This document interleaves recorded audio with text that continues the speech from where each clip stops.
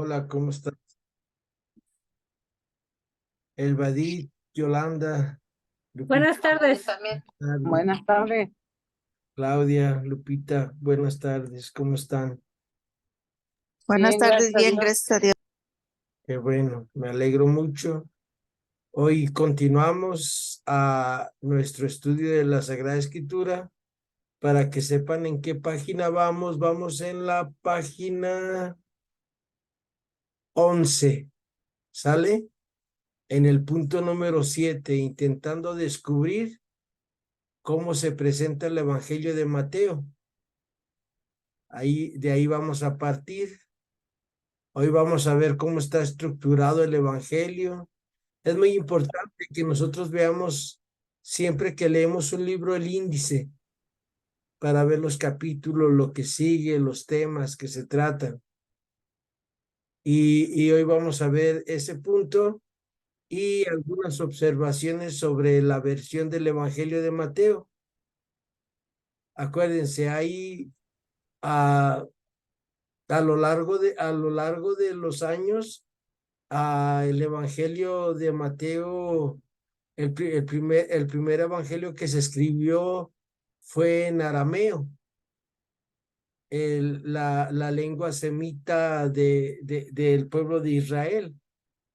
Pero ya luego ese Evangelio no supimos dónde quedó, porque acuérdense, guerras, persecuciones que tuvo la iglesia, pero empezaron a salir copias en griego, que era el idioma que se hablaba en la mayoría del imperio romano. El griego y el latín eran los idiomas comunes, como ahora el inglés, el mandarín, o sea, el chino, el francés, el alemán. Y así eran esos dos idiomas, el griego y el latín, que la mayoría de la gente pues sabía algunas palabras porque era el imperio el que definía en qué idioma hablaran las comunidades que ellos iban dominando. Así que es lo que vamos a ver hoy y espero en Dios que alcancemos a empezar también ya la segunda parte de nuestro libro. Pero de lo que hemos ido viendo, nada más les hago un recuento de lo que hemos estado leyendo a lo largo de nuestras clases, mientras van llegando las demás, las demás participantes. Acuérdense, lo que hemos ido viendo a lo largo de estos 8 días que van de clase con hoy es que lo primero que vimos que leer es interpretar. Todos los que leemos algo ya lo estamos interpretando. Cuando nosotros vemos una acción de alguien, nosotros las interpretamos con nuestros criterios. Y cómo ha sido la lectura del Evangelio de San Mateo a través de los siglos. Veíamos que el Evangelio de San Mateo es el libro que más se ha usado en la iglesia para catequizar. ¿Por qué? Porque está estructurado de una manera así, paso por paso, para que ustedes lleguemos a ser como Cristo. Y otro puntito también que veíamos es los valores y límites de la investigación bíblica de los últimos 3 siglos. Estamos hablando del siglo XVII hasta hoy, siglo XX. Bueno, ahorita ya estamos siglo XXI, pero los estudios hasta el siglo XX.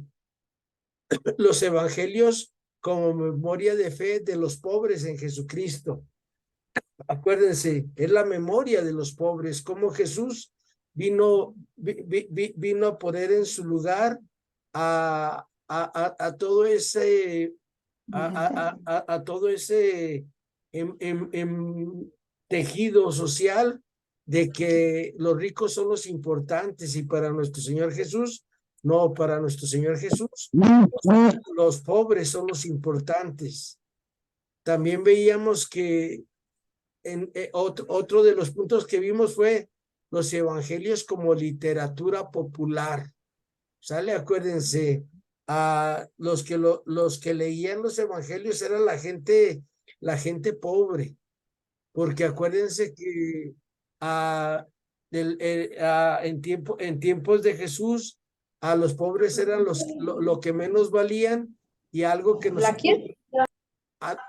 algo que nosotros veíamos también es que Jesús viene precisamente con los pobres, por los pobres. Y ya ayer lo que estuvimos viendo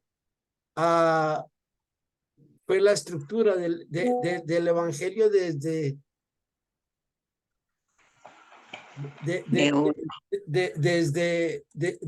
desde ayer empezamos a ver esto, y hoy vamos a ver ya la estructura de este evangelio.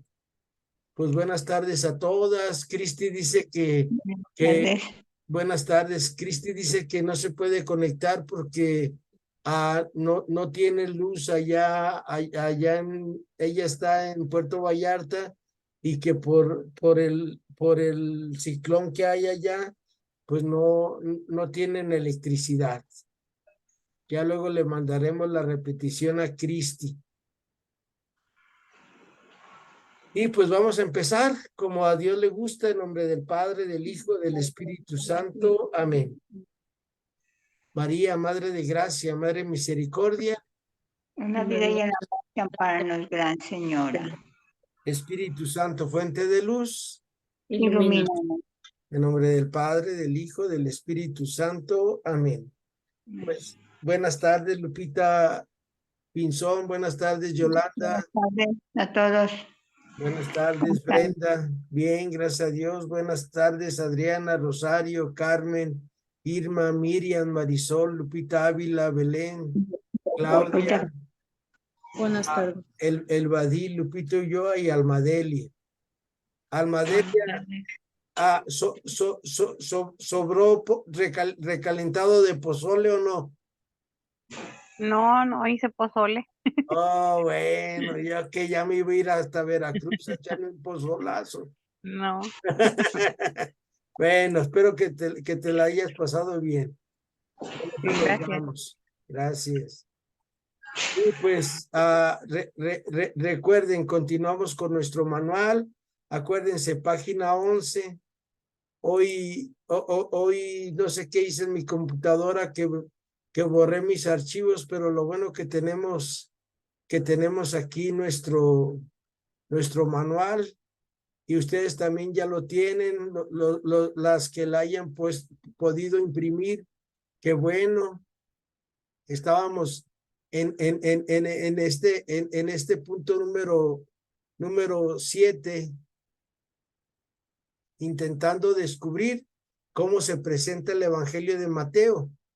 Si nos adentramos en los textos, percibimos que existe bastante heterogeneidad, o sea que está estructurado de una manera muy...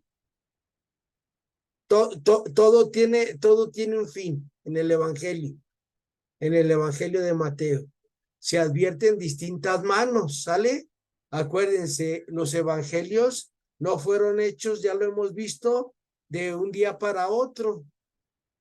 Si todavía hoy, cuando un autor escribe un libro, se tarda tiempo en que ese libro salga a la luz, igualmente los evangelios así fueron hechos. Paso a pasito se va haciendo, y por lo regular a los evangelios se empezaron a hacer primero por los últimos capítulos. Así fueron hechos los evangelios. Lo primero que empezó a contar era la pasión, muerte y resurrección del Señor Jesús. Y luego ya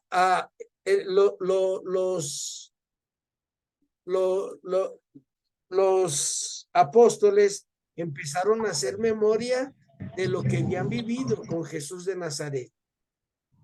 Empezaron a hacer memoria de lo que ellos iban recordando, porque la gente les empezaba a preguntar, acuérdense, oye, y sí es cierto que Jesús puso en su lugar a los fariseos, a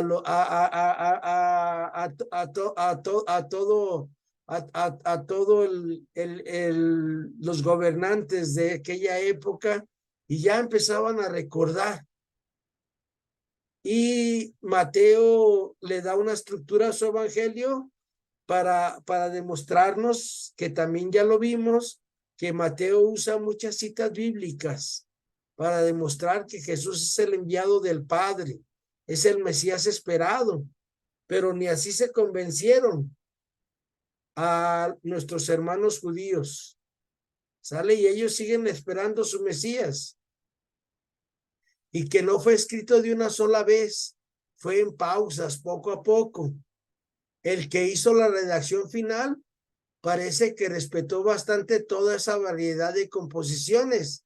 También, también cuando vimos nosotros cómo nos presenta cada evangelista a Jesús de Nazaret, veíamos que en el Evangelio de San Juan, ahí vemos dos manos de redactores. Un redactor termina el Evangelio de Juan en el capítulo 20, versículo 31. Y luego viene otro capítulo, el capítulo 21, que ya es de otro redactor. ¿Por qué pasó así? Porque acuérdense que San Juan, cuando escribió su evangelio, ya estaba muy ancianito. Y él iba contando en las comunidades todo lo que él recordaba de Jesús. Y ya luego cuando escribió su evangelio, a la comunidad dijo, oye Juan, ¿por qué no pusiste cuando nuestro Señor se aparece en el lago que tú nos platicabas que se regresaron a pescar? Pues hay que ponerlo ahí. Y ya es otro redactor, ya no es Juan, pero Juan avala esas palabras que se cuentan ahí en el capítulo 21. Y así es como se fue dando la composición de todos los evangelios, unos más, unos menos, pero todo fue hecho así. Dice, se nota hasta una cierta tensión entre un texto y otro. Por ejemplo, Mateo 1 y 2 y 28 apuntan a una apertura universalista, mientras que Mateo 10, 6 al 23 parece más cerrado. ¿Por qué? Porque acuérdense que nuestro Señor le dice, vayan a las ovejas perdidas de Israel. Y ya en Mateo capítulo 1 y 2 nos dice que vinieron a adorar al Señor de distintos países, que son los sabios de Oriente.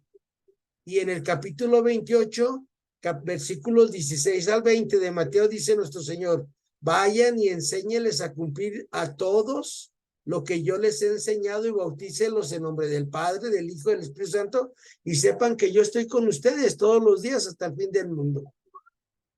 Y existe siempre la presencia abundante de mujeres, mientras que en otros textos esa presencia es mucho menor, como en la misión del capítulo 10, por ejemplo. Nada más hay puros varones a los que se envían a llevar la buena nueva. Vale la pena recordar una vez más que Mateo es un evangelio nacido de distintas comunidades. Salen distintas comunidades y en estas distintas comunidades es una producción colectiva. Es expresión de fe vivida a las comunidades de Golán, es teología de las comunidades. Esa región de Golán es del lado de Galilea. Recordar, ahorita aquí no tengo un mapa, mañana se los muestro. Acuérdense, el pueblo de Israel se dividía en tres partes. Hacia el norte estaba la región de Galilea, en el centro estaba Samaria y en el sur estaba Judea, donde estaba el templo de Jerusalén. Y esa región de Golán era del lado donde estaban las montañas de Galilea. y ahí es donde se desarrolló este evangelio. Y acuérdense que el evangelio de Marcos y de Mateo nos dicen que nuestro Señor Jesús vivió en la casa de Pedro, ahí en Cafarnaúm. Esto vale también para Marcos y Lucas y Juan.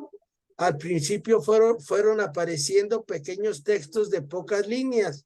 Después fueron juntándose los pequeños textos para formar colecciones y cada una trataba un asunto de la vida y práctica de Jesús. Por fin llegó la redacción final. Los redactores finales respetaron bastante los distintos textos menores y organizaron todo según el hilo conductor que ahora tenemos en los evangelios. Todo el evangelio de Mateo puede dividirse en 7 colecciones. El hilo conductor de todo es el anuncio y la construcción del reino de Dios, como respuesta a aquellas 2 preguntas anteriores. ¿Quién es Jesucristo y qué significa seguirlo aquí ahora? Una posible organización del evangelio puede ser el siguiente. El primer punto es, en los capítulos 1 y 2, nos hablan del reino preparado por el Padre. ¿Y cómo es que el Padre prepara el reino? Pues anunciando la venida del Señor. ¿Y cómo se anuncia la venida del Hijo de Dios? Pues a través de textos bíblicos, a través de Mateo 7:14, a través de todo el profeta Isaías. ¿Sale? Y ya vemos cómo nace. Y si ustedes se fijan, cuando en el capítulo 1 y en el capítulo 2, cuando le pregunta, que van y le preguntan los reyes o los sabios de Oriente a Herodes que dónde iban a ser, él rápido manda y a los que sabían de Biblia les manda a preguntar, ¿y dónde van a ser el Mesías? Y tú, Belén. En Belén. Y ellos se encaminan hacia Belén y ya de vuelta nos dice el texto sagrado que volvieron a encontrar la estrella. Pero todo mundo en el Antiguo Testamento, al pueblo israelita, sabía dónde iba a nacer Jesús.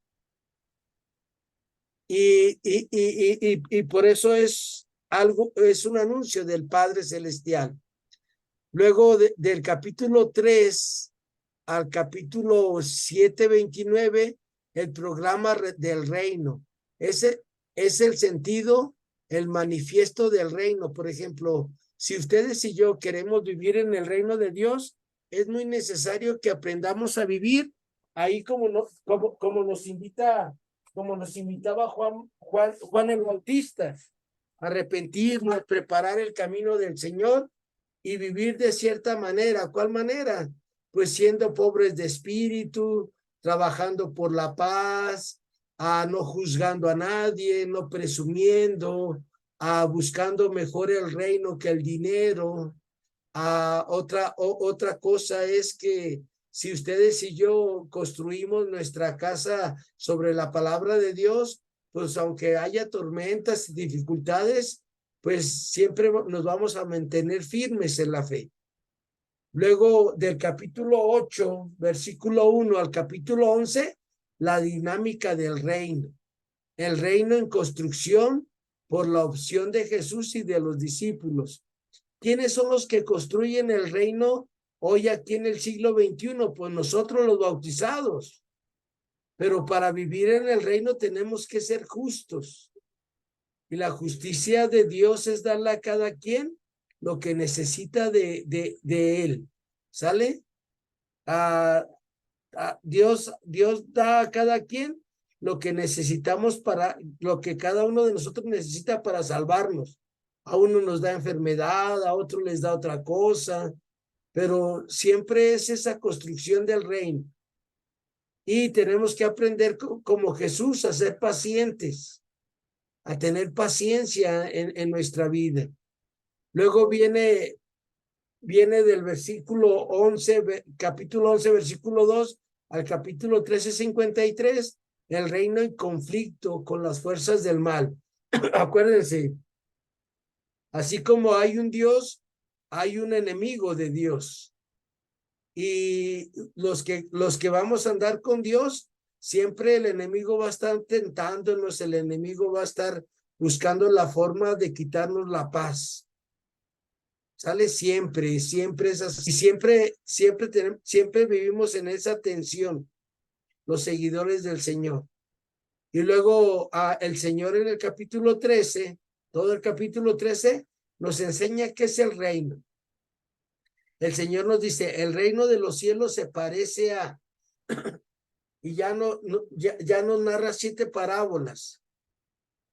El reino de los cielos se parece a un hombre que andaba sembrando y se encontró un tesoro y va y vende todo lo que tiene y compra aquel campo. ¿Qué es lo que tú y yo tenemos que vender para tener el reino de Dios en nuestra vida todos los días? No nomás un ratito. Es muy bonito vivir en el reino 15 minutos, pero eso no es lo importante que nos invita Mateo. Mateo nos invita a vivir todos los días en el reino de Dios. Y para vivir en el reino de Dios, ustedes y yo tenemos que hacer oídos sordos al enemigo, que siempre, igual que Adán y Eva, nos va a estar poniendo tentaciones. Y a veces nosotros le hacemos más caso al demonio que a Dios en nuestra vida. Discúlpenme que les diga eso, yo estoy hablando desde mi vida, ¿sale? Y luego ya en el capítulo 13, versículo 54 al capítulo 19, el reino se concretiza poco a poco en un grupo de discípulos liderados por Pedro. Y ahí Jesús en el capítulo 16 le dice, y tú eres Pedro y sobre esta piedra edificaré mi iglesia. Y en el capítulo 18 de San Mateo nos invita a cómo vivir en el reino. Y para vivir en el reino también es vivir en nuestras familias. Y una de las cosas es el perdón, cosa importantísima, el perdón mutuo. A veces en el matrimonio la mujer no se da cuenta que daña al hombre, ni el hombre se da cuenta que daña a la mujer, porque lo hacemos como el Chavo del 8, porque no estamos acostumbrados a pedirnos perdón. Y se van acumulando las cosas, y de repente por cualquier cosita así, una cosa sin ningún valor, se hacen los grandes pleitos. ¿Por qué? Porque no aprendemos a perdonarnos todos los días. Todos los días el esposo y la esposa se deben de perdonar. Todos los días en la familia se debe de perdonar. Por eso nosotros rezamos el Padre Nuestro, acuérdense. Perdónanos como nosotros perdonamos a los que nos ofenden. Y el perdón es todos los días. Luego del 19:3 al capítulo 26:1, dice, Jesús choca fuertemente con los jefes de los judíos y andan buscando cómo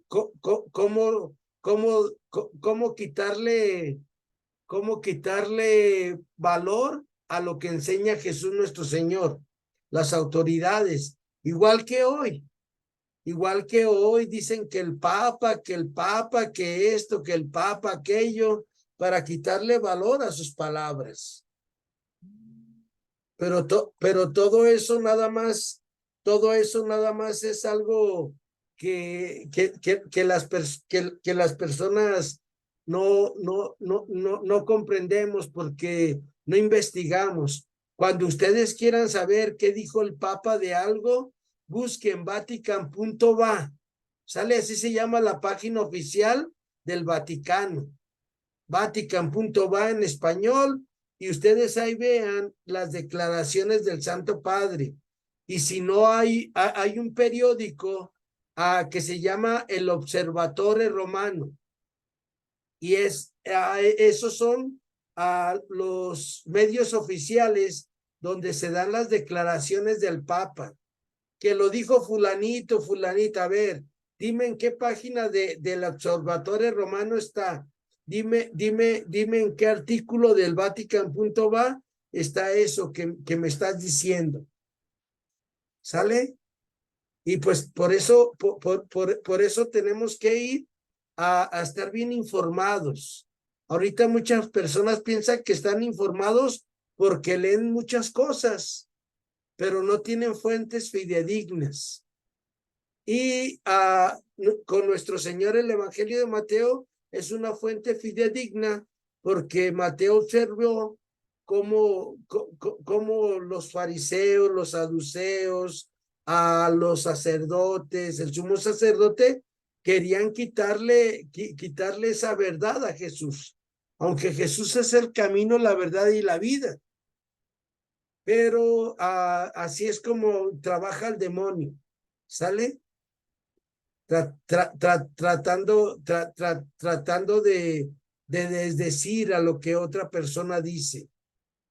Y otra cosa muy importante es el reino y el antirreino en opción total. Jesús apunta al juicio final. Acuérdense, el antirreino lo tenemos en la parábola de las 5 vírgenes prudentes y las 5 imprudentes.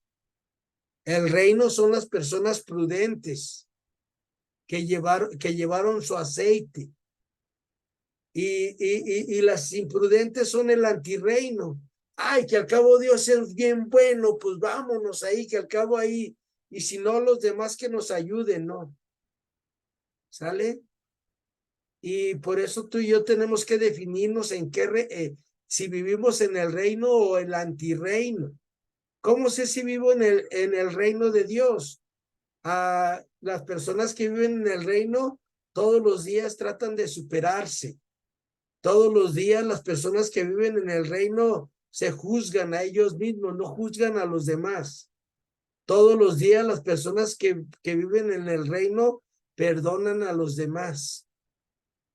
Todos los días las personas que viven en el reino reconocen que se equivocan.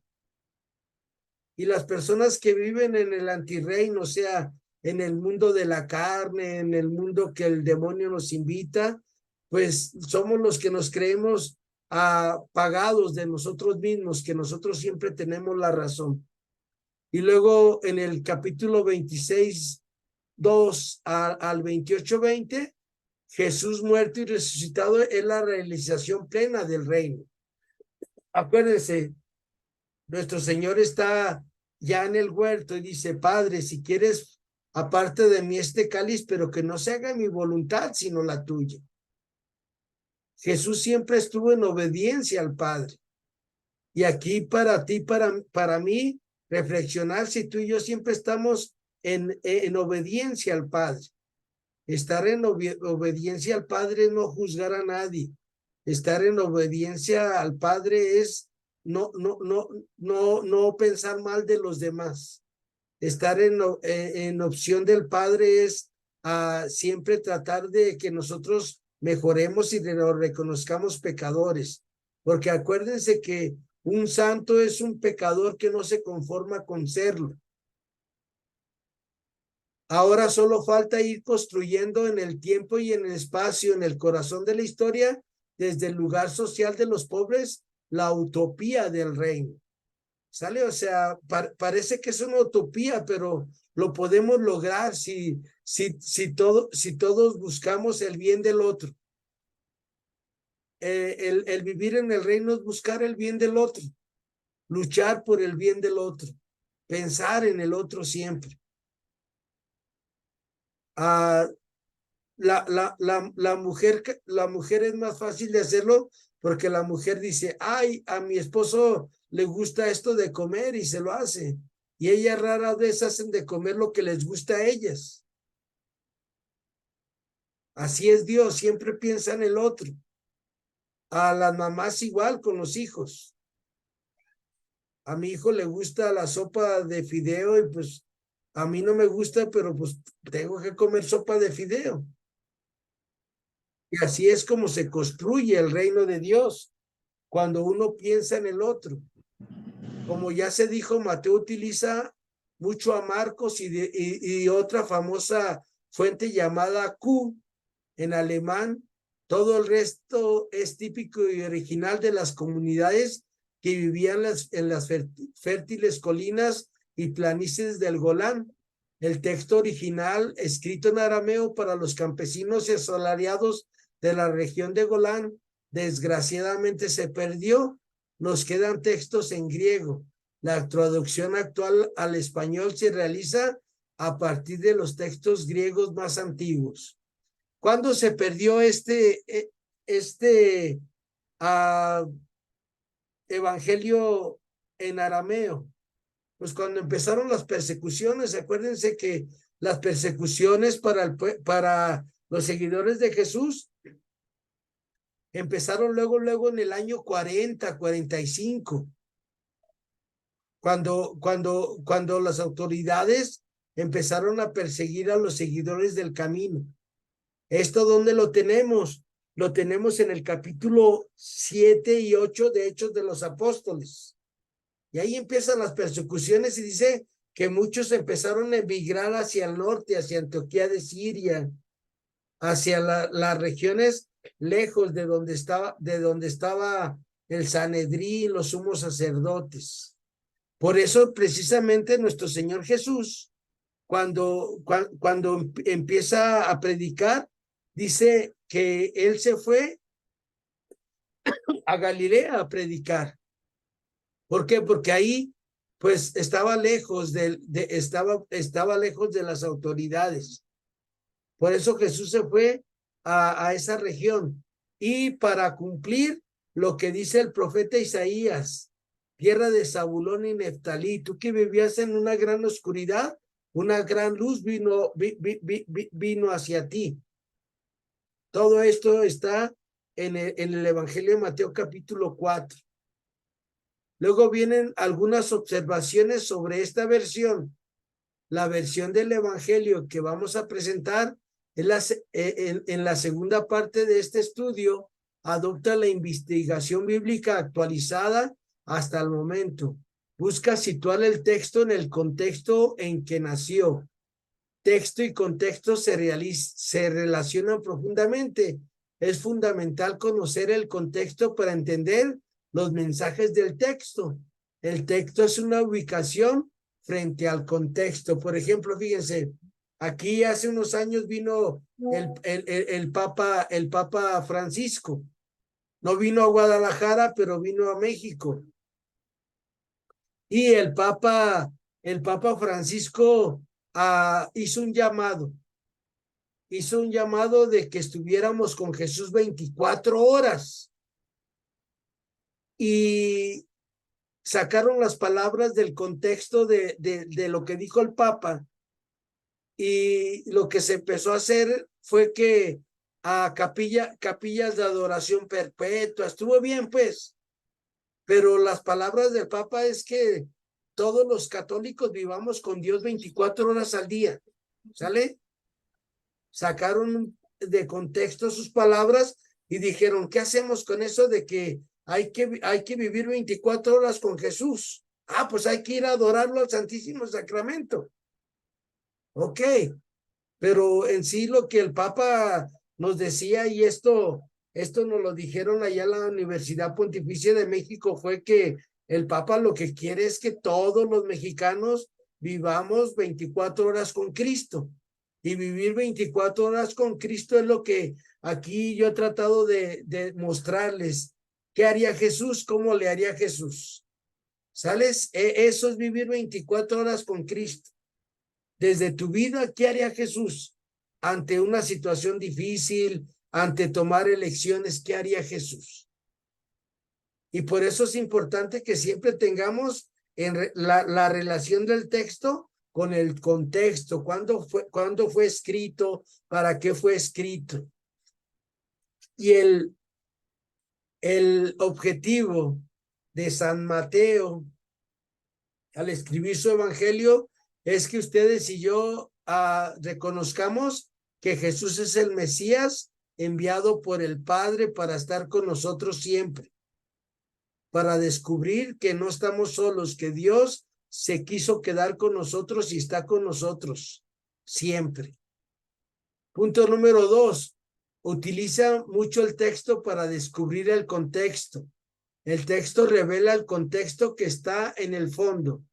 Punto 3, buscar descubrir el contexto de la época de Jesús y de la época de las comunidades que hicieron el texto.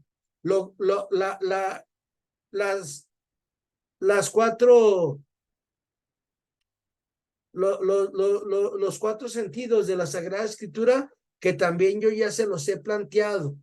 ¿Qué quiso decir el autor sagrado en su época? ¿Qué estaba pasando? ¿Qué quiere el autor sagrado que yo crea? ¿Qué va a cambiar en mi vida y hacia dónde me va a llevar esto? ¿Sale? Eso es descubrir el texto en su contexto. Porque a lo mejor tú vas a leer algo y que pues para ti ya no te dice nada. Salen las persecuciones, pues aquí nosotros no tenemos persecuciones. Gracias a Dios ahorita en México, en Estados Unidos no hay persecuciones para la iglesia. Pero, a ver, ¿por qué perseguían a Jesús? ¿Por qué perseguían a los cristianos? Porque acuérdense que iban en contra de los parámetros que vivía el pueblo israelita. ¿Sale? Acuérdense, las personas que les iba mal en la vida en aquella época es porque no estaban cumpliendo los mandamientos. Y viene Jesús y a los primeros que cura es a los pobres, a los endemoniados. Y las autoridades decían que por qué los curaba, que ellos eran malos, así se deberían de quedar. Ahí está el contexto del texto, del por qué Jesús viene por los pobres, por los anahuins, la palabra que les decía el otro día en hebreo, que quiere decir los más pobres, para no decir los más fregados. El Evangelio según Mateo, como toda la Biblia, fue escrito pensando mucho en la situación de los destinatarios, acuérdense. Por lo tanto, según la forma como se escogieron dichos y hechos de la vida de Jesús, pueden entenderse la situación de las comunidades entre las cuales nació el Evangelio. Las comunidades, sin querer copiar al pie de la letra, buscan continuamente luz y fuerza en la vida y en la práctica de Jesús. Por ejemplo, ahorita ustedes y yo, si queremos un texto para eliminar, ¿por qué tanta enfermedad? ¿Por qué hay tanta enfermedad y cada día hay más enfermos y más enfermos? Nosotros nos vamos a la carta a los Romanos capítulo 5 y vemos que el salario del pecado es la muerte. Ah, canijo, ¿cómo es eso? Pues sí, que debemos de vivir todos en gracia de Dios. Y de todos modos va a haber gente enferma, porque acuérdense que ustedes y yo tenemos fecha de caducidad. Todos, desde los bebés hasta las personas que tienen 120 años en la actualidad. Todos un día nos tenemos que morir. Pero para iluminar por qué cada día más enfermedades, nuevas enfermedades, es porque el ser humano nada más piensa en él. Y la mayoría de las personas, menos ustedes, las del grupo, pensamos nada más como el asadón, puro para acá y nada para allá. Y entonces desde la palabra empezamos a iluminar esto. Y entonces, ¿cómo acabar con la enfermedad? Pues pensando a todos en los demás, ¿sale? Tratando de hacerle la vida más fácil al otro, y entonces a mí se me va a hacer más fácil la vida. Porque por eso dice nuestro Señor, y se les pagará en esta vida al 100 por 1, y en la vida venidera la vida eterna. Y en el Evangelio de Mateo lo muestra muy claro en el capítulo 25, versículos 31 al 46. Punto número 4. La versión se realiza en primera persona del plural. Es exégesis en forma de narración. ¿Sale? O sea, acuérdense, la exégesis es descubrir por qué lo dijo Jesús nuestro Señor en aquella época. ¿Sale? Y es lo que trata de hacer el autor sagrado. Nos narra la historia de Jesús y del pueblo de Israel. del pueblo de las primeras comunidades cristianas. La narración quiere explicar todo el lento proceso de formación del evangelio. Acuérdense, la Biblia no llegó así de repente desde el cielo y dijo, Dios, ahí les va la Biblia, a leerla. No, se fue haciendo paso por paso. Y para entender nosotros toda la Sagrada Escritura, pues tenemos que ir descubriendo ese proceso de formación. Como por ejemplo, cuando nosotros vemos en biología, en química, las fórmulas. Y H2O, ¿qué es eso de H2O? Pues es la, según yo, no estoy muy seguro, pero según yo es la fórmula del agua. ¿Y cómo llegaron a eso? Pues a través de un proceso de investigación que se ocupa, sabe cuánto de hidrógeno y sabe cuánto de oxígeno para que sea el agua. Nada más para que vean. Igual los evangelios tuvo ese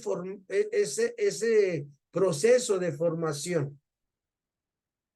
La narración también se preocupa por sintonizar con los oyentes lectores. Busca vincular directamente el mensaje del texto con los oyentes lectores sin perdernos en comentarios difíciles y etéreos. ¡Ay, qué bonito! Mira nomás Jesús con la cruz a cuestas. ¡Ay, sí, qué bonito! Ya te viera yo cargando la cruz de Cristo, a ver si se te hacía bonito. ¡Ay, Jesús me ama mucho! Ah, pues como te ama mucho, así tú tienes que vivir igual, tomando tu cruz de cada día. ¿Se fijan? A veces nosotros nos dejamos llevar por sentimientos nada más y no razonamos. ¿Ustedes creen que Jesús le iba pasando bien después de haber recibido 39 azotes, después de que le pusieron o le puse con mi pecado su corona en la cabeza?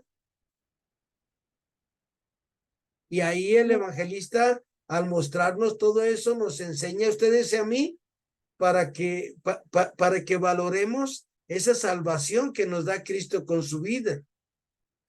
Punto número 6, los personajes que hablan en esta versión son militantes del reino, discípulos de Jesús y miembros activos de las comunidades cristianas y de las colinas del Golán. Hablan para militantes, discípulos y miembros activos de las comunidades de hoy o deseosos de entrar en esa militancia. ¿Qué es esa de esa militancia? Personas que aceptaron vivir como Jesús. Acuérdense, ¿dónde fue donde por primera vez les llamaron cristianos? Si tú vas a la Biblia, a Hechos capítulo 11, versículos del 19 al 26, ahí nos dice dónde los llamaron por primera vez cristianos. Ahí en esas altiplanicies de Golán, en Antioquía de Siria. Y dice, y por primera vez ahí se les llamó cristianos a los seguidores de Jesús, a los seguidores del camino. ¿Sale? Y son personas que aceptaron eso y que estaban dispuestos a vivir como Jesús. Ahorita muchas personas pensamos que vivir como Jesús, discúlpenme lo que voy a decir, es rezar el rosario e ir a misa. No.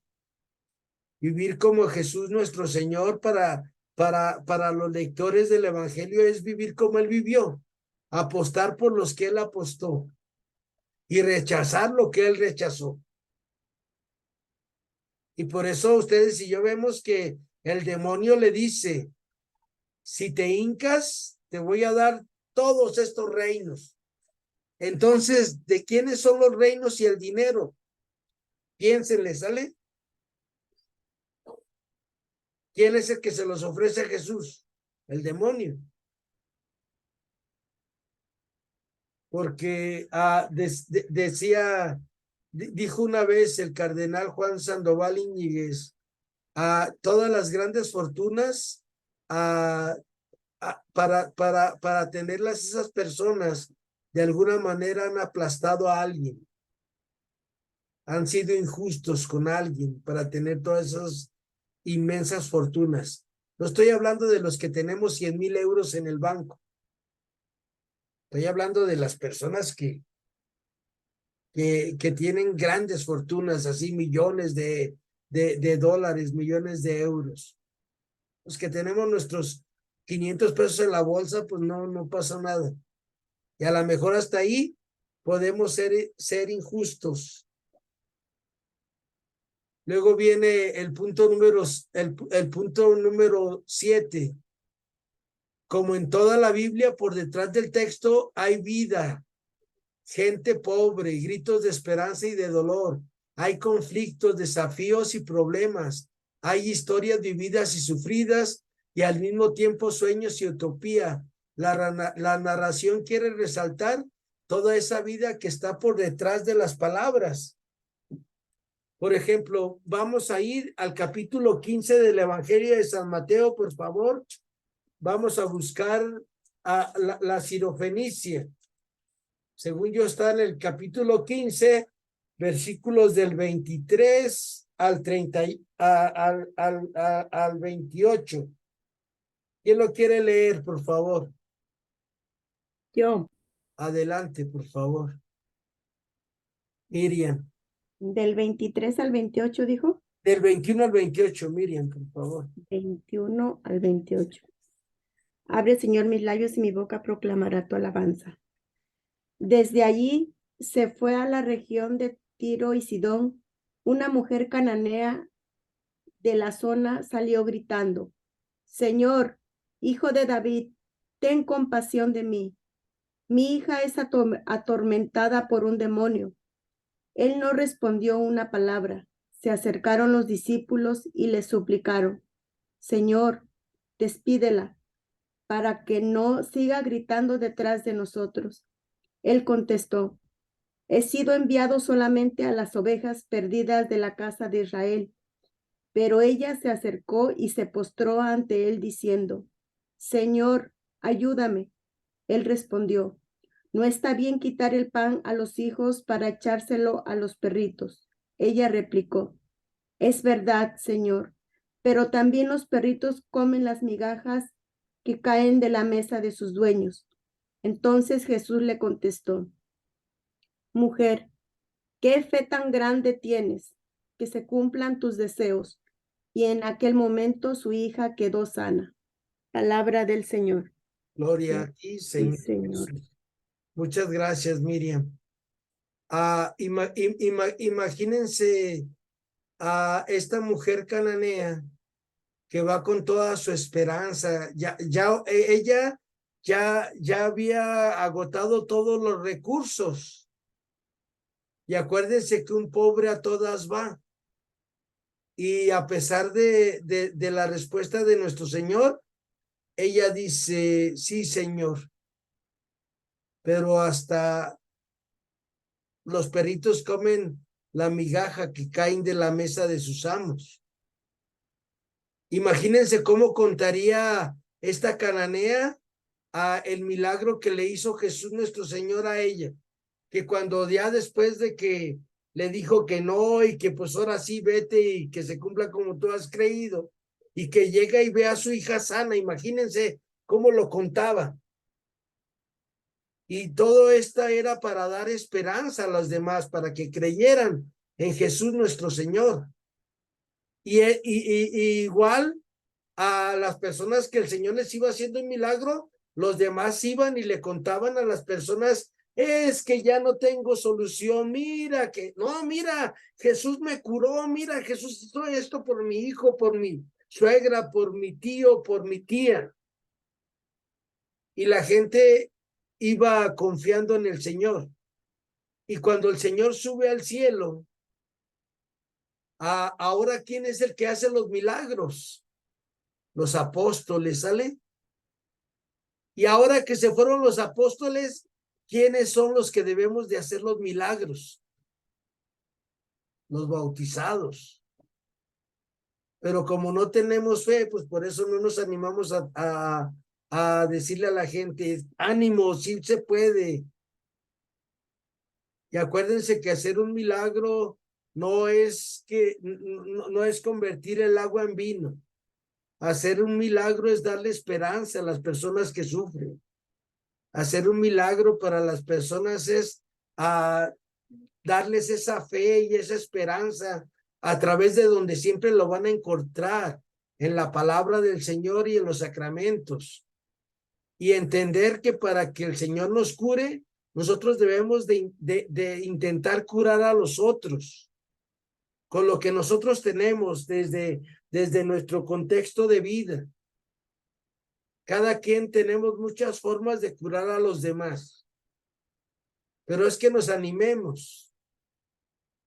Pero la mayoría de las personas vivimos en este consumismo. Y pues no se puede así no podemos hacer milagros. Primero, en el reino de Dios, primero tengo que dar para que Dios me dé. Y así lo entendió la gente. Y eso iban y contaban. Uy, no, tengo que invertirle, pues no. Mi papá y mi mamá me enseñaron que ni el sol calienta de embalde. Y a veces nosotros queremos que Dios nos solucione nuestras situaciones difíciles sin que nosotros volteemos y vemos, ok, yo creo que ocupo que Dios me cure de esta enfermedad. ¿Yo qué puedo hacer por los otros con lo que tengo? Y por eso en el Evangelio vemos que nuestro Señor, oímos que dice, aquí hay uno que tiene 5 panes y 2 peces. Vamos a leerlo, Mateo capítulo 14, por favor, versículos del 13 al 21. ¿Quién lo quiere leer? Por favor. Mateo 14, del 13 al 21. Yo lo leo. Adelante, Carmen, por favor. Señor, abre mis labios y mi boca proclamará tu alabanza. Del 11 al... ¿Del 11? Del 13 al 21. Oh, del 13. Al conocer esta noticia, Jesús se alejó discretamente de ahí en una barca y fue a un lugar despoblado. Pero la gente supo y enseguida lo siguieron por tierra desde sus pueblos. Al desembarcar Jesús y encontrarse con tan gran gentío, sintió compasión de ellos y sanó a sus enfermos. Cuando ya caía la tarde, sus discípulos se le acercaron diciendo: Estamos en un lugar despoblado y ya ha pasado la hora. Despide a esta gente para que se vayan a las aldeas y se compren algo para comer. Pero Jesús les dijo: No tienen por qué irse, denle ustedes de comer. Ellos respondieron: Aquí solo tenemos 5 panes y 2 pescados. Jesús les dijo: Tráiganmelos para acá. Y mandó a la gente que se sentara en el pasto. Tomó los 5 panes y los 2 pescados. Le levantó los ojos al cielo, pronunció la bendición y partió los panes y los entregó a los discípulos, y los discípulos lo daban a la gente. Todos comieron y se saciaron, y se recogieron los pedazos que sobraron, 12 canastos llenos. Los que habían comido eran unos 5,000 hombres, sin contar mujeres y niños. Palabra del Señor. Gloria a ti, Señor Jesús. Gracias, Carmen. ¿Se fijan cómo Dios nos cura? Cuando nosotros ponemos lo que tenemos para curar a otros. ¿Sale? A veces muchas personas, Dios mío, ayúdame, Dios mío, sáname, Dios mío, y no ponemos nada al servicio del otro. Esto yo lo que he ido aprendiendo a lo largo de 21 años de estudiar la Sagrada Escritura. que para que Dios me cure, yo tengo que curar a alguien. ¿Sale? Poner lo que tengo para que alguien más se cure. Y esto solamente se vive cuando nosotros entendemos las mismísimas palabras del Señor Jesús. Y entonces vas a ver que Dios te va a curar. Y Dios te va a ayudar. Y si no te cura, pues mira, vas a morirte bien contento y bien contenta. Porque tú siempre estuviste al servicio del otro. ¿Quién les había dicho esto? ¿Quieres que Dios te cure? Tú cura a otros. ¿Y cómo lo voy a curar? Pues con lo que tengo, con los medios que tengo. La persona dijo, aquí hay 5 panes y 2 peces. Tráemelos. Y entonces curó a todos los demás y también él quedó curado porque le tocó una canasta de las 12 canastas, le tocó a ese muchacho que puso los 5 panes y 2 peces. Y en esa medida que sepamos leer bien el evangelio, vas a ver que Dios nos va a curar.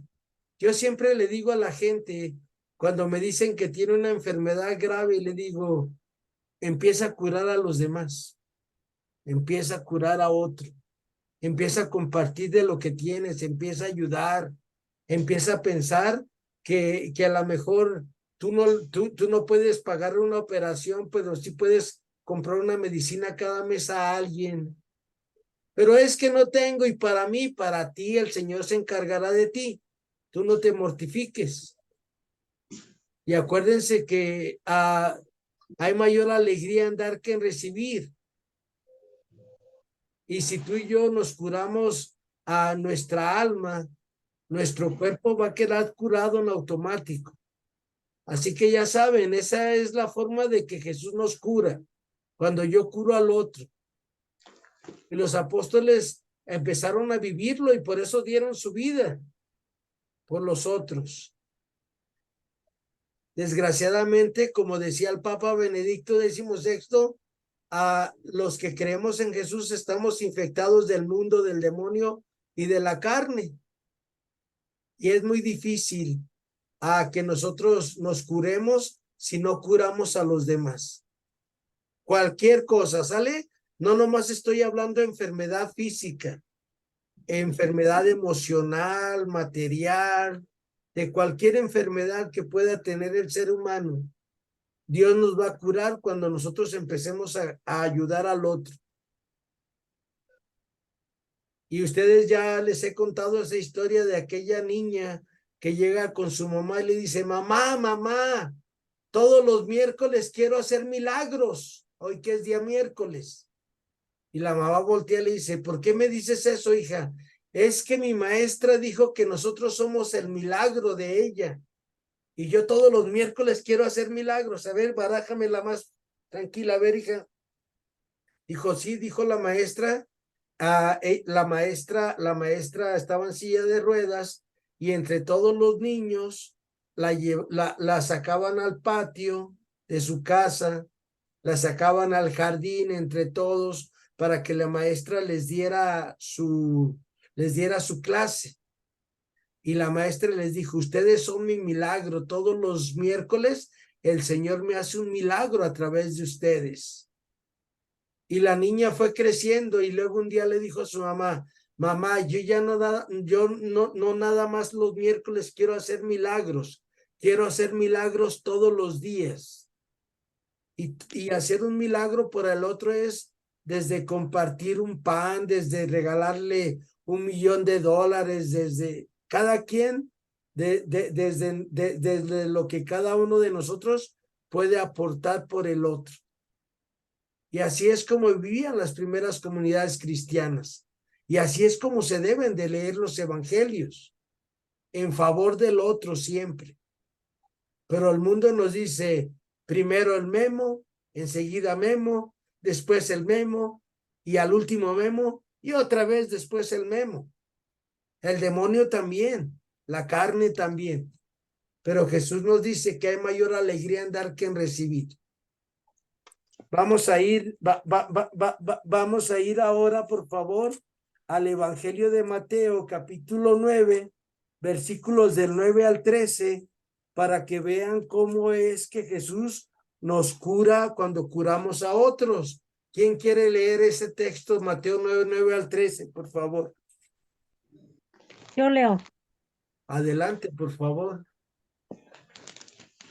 Jesús llama a Mateo. Jesús continuó su camino. Al pasar, vio a un hombre llamado Mateo, que estaba sentado en su despacho de recaudación de impuestos y le dijo, sígueme. Mateo se levantó y lo siguió. Más tarde, estando Jesús sentado a la mesa en casa de Mateo, acudieron muchos recaudadores de impuestos y gente de mala reputación, que se sentaron también a la mesa con Jesús y sus discípulos. Los fariseos, al verlo, preguntaron a los discípulos, ¿cómo es que su maestro se sienta a comer con esa clase de gente? Jesús los oyó y les dijo, no necesitan médico los que están sanos, sino los que están enfermos. A ver si aprenden lo que significa aquello. De yo no quiero que me ofrezcan sacrificios, sino que sean compasivos. Yo no he venido a llamar a los buenos, sino a los pecadores. Palabra de Dios. 14, ¿verdad? Me falta. No, al 13, el 13 está bien. Gracias, Yolanda. Gloria a ti, Señor Jesús. Ustedes vean, ¿sale? Mateo es curado e invita a que otros sean curados con Jesús. ¿Y qué es lo que hace Mateo? Organiza una comida. ¿Sale? Organiza una comida y invita a todos los que se sentían rechazados igual que él. Y los pone en la presencia del Señor. Y vean la enseñanza del Señor Jesús. No tienen necesidad de médico los sanos, sino los enfermos. Aprendan ese sentido que tiene misericordia quiero y no sacrificios. Queremos que nos cure el Señor, hagámoslo de una manera contemplativa. ¿Sale? Piensa de qué quieres que te cure hoy el Señor. Problemas familiares en tu matrimonio, problemas de salud física, mental, emocional. Y a lo mejor te has hecho como Lázaro, que está ahí tirado algún Lázaro a lo largo de tu camino y tú sigues caminando pensando en tus necesidades. Es que necesito, es que ocupo, es que requiero. Y no tenemos la gracia de voltear y ver a esas personitas que a lo mejor nosotros les podemos compartir un refresco, una bebida, un pan, un lonche, cada quien desde lo que Dios nos va dando. Y le decimos al Señor, sáname, Señor, cúrame, Señor. Pero pues no hacemos al otro lo que queremos que nos hagan a nosotros. No tratamos a los otros como nosotros queremos que ellos nos traten a nosotros. Pidámosle al Señor en esta tarde que aprendamos de Él a ser misericordiosos y bondadosos.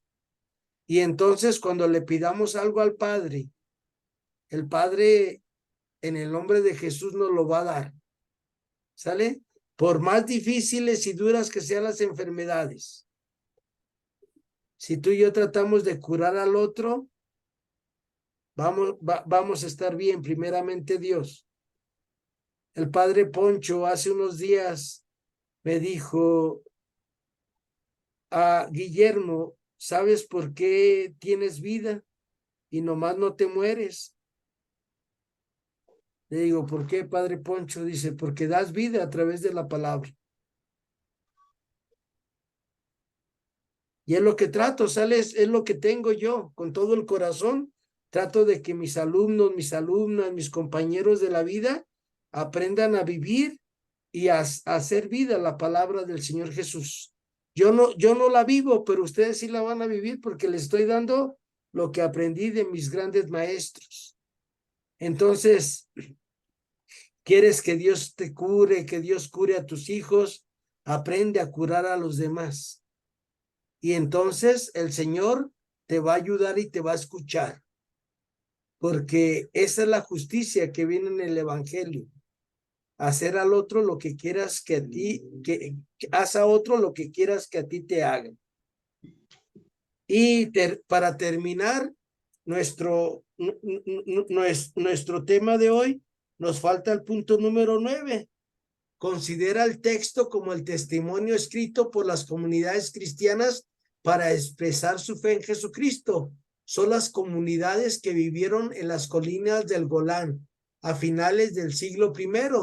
La narración relata la mística y la espiritualidad de aquellas comunidades comprometidas en el seguimiento de Jesús, en las situaciones concretas vividas por ellas. Muestran de este modo el paso que existió entre lo vivido y enseñado por Jesús y el evangelio vivido en las comunidades de Mateo. ¿Sale? Hacer vida la palabra de Dios. ¿Qué haría Jesús? ¿Cómo le haría Jesús? De la Biblia a la vida y de la vida a la Biblia. Y también el evangelio nos ofrece pistas para una lectura contemplativa, espiritual y militante del evangelio según San Mateo. Ya les di una probadita de cómo se lee el evangelio contemplativamente. ¿Quieres que te curen? Cura a otro y ahí está. Asunto solucionado. Oye, profe, y si no me cura el Señor, pues te vas a ir al cielo directito.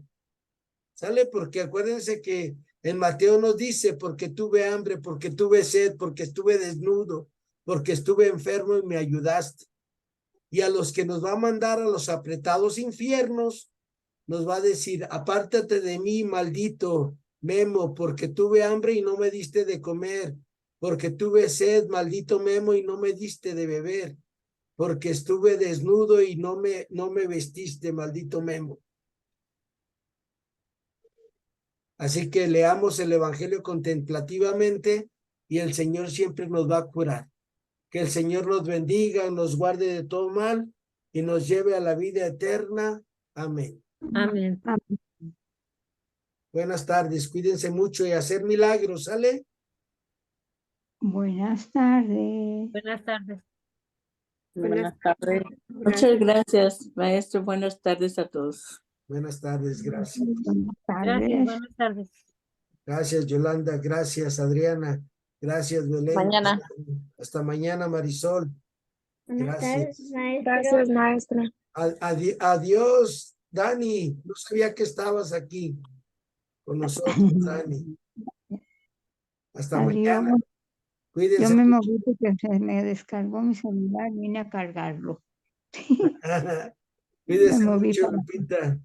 Sí, hasta luego, maestro. Dios lo bendiga. Gracias. Gracias a usted de todo. Por Gracias. todo. Gracias. Hasta luego, Norma. Hasta luego, Lupita Ulloa, Almadelia y señora Belén. Buena tarde. Cuídense mucho. Buenas tardes, hasta mañana. Hasta mañana, si Dios quiere, el Badí. Sí, hasta mañana. Hasta luego, Lupita Ulloa.